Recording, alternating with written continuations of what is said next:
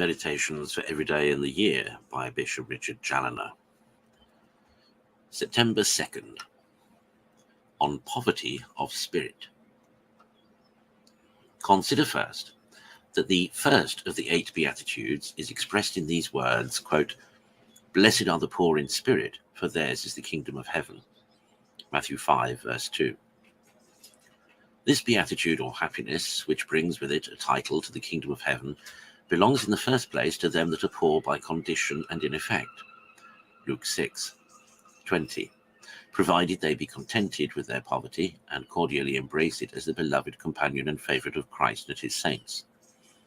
The Son of God came down from heaven to seek poverty upon earth. He was born in poverty, he lived in poverty, and he died in poverty. And shall we, my soul, disdain? Shall we fly and abhor what the wisdom of God made choice of for him and his?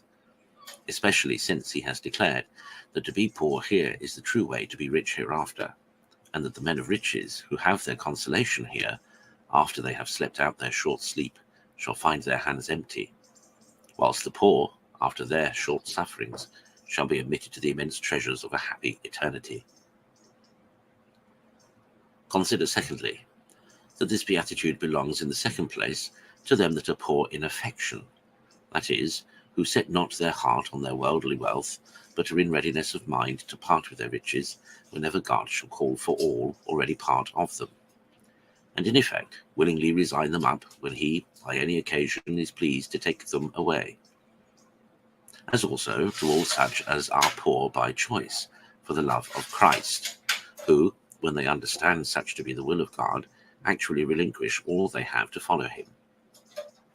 To all such as have their affections disengaged from all perishable things, from all worldly honours, possessions, and pleasures, from all that is earthly and temporal, in a word, from all that is not God.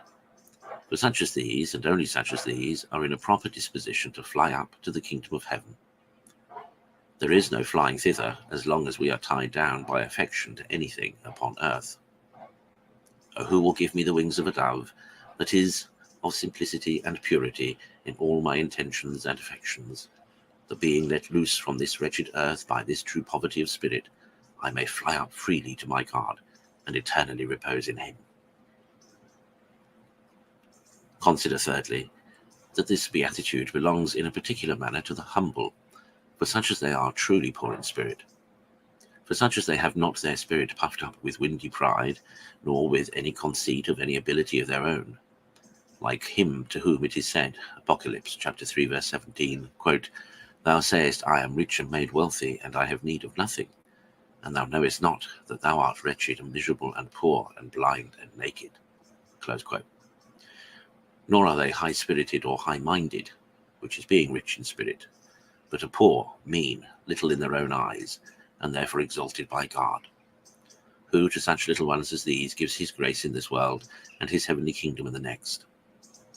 O teach us, dear Lord, to be thus poor in spirit.